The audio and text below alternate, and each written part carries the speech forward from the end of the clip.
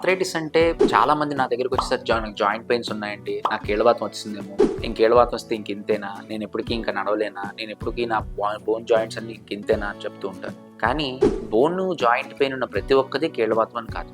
Bone pain, joint pain అనేది మనం కొన్నిసార్లు ఆస్టియోపోరోసిస్ అంటే బోన్స్ వీక్ అవ్వడం వల్ల రావచ్చు, లేదా జనరలైజ్డ్ వీక్నెస్ వల్ల రావచ్చు, లేదు ఆస్టియో ఆర్థరైటిస్ అంటే వయసుతో పాటు కొన్ని జాయింట్స్ అరిగిపోవడం వల్ల ఆ స్పెసిఫిక్ జాయింట్ పెయిన్ రావచ్చు, లేదు కొంతమందిలో మాత్రమే ఈ కీళ్ళవాతం రావచ్చు. ఈ కీళ్ళవాతం కూడా అందరికీ ఒకే రకమైన కీళ్ళవాతం ఉంది. ఈ కీళ్ళవాతంలో ముఖ్యంగా 4 రకాల కీళ్ళవాతాలు ఉంటాయి.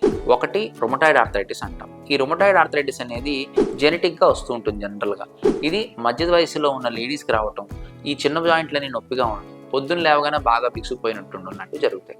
ఇది మందులతో చాలా వరకు తగ్గుతాయి. మరీ తగ్గని జాయింట్స్ ఏమైనా ఉండి బాగా డిఫార్మ్ అయిపోతే వాటికి మాత్రం సర్జరీ చేస్తాం. ఇంకొకటి యాంకిలోజింగ్ స్పాండిలైటిస్ అంటాం. ఇది నడుము నొప్పి, మక్క నొప్పి లాంటి వాటితో స్టార్ట్ అవుతుంది. అక్కడ స్టిఫ్ అయిపోవడంతో స్టార్ట్ అవుతుంది. అలాంటి వాళ్ళకి మనం ఎప్పుడైతే ఇంజెక్షన్స్ అవి పెడతామో అర్లీ స్టేజెస్లో స్టిఫ్ అవ్వకుండా ఉంటుంది. అది స్టిఫ్ అయిపోయిన తర్వాత జాయింట్ ఎక్కడైనా ఫ్యూజ్ అయిపోతే దానికి మాత్రం సర్జరీ చేయాల్సి ఉంటుంది. సోరియాటిక్ ఆర్థరైటిస్ అంటాం. ఈ సోరియాటిక్ ఆర్థరైటిస్ స్కిన్ డిసీజ్తో స్టార్ట్ అయ్యి అలా స్కేలీగా మొత్తం అంతా రావడం వల్ల జరుగుతుంది.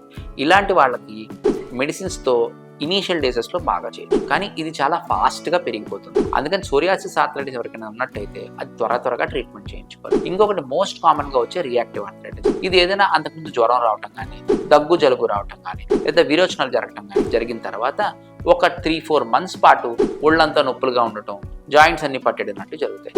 ఇలాంటి వాళ్ళకి ఆ 3-4 మంత్స్ కనుక మనం సపోర్టివ్ ట్రీట్మెంట్ అందిస్తే మళ్ళీ వాళ్ళకి పూర్తిగా నార్మల్ అయిపోతుంది.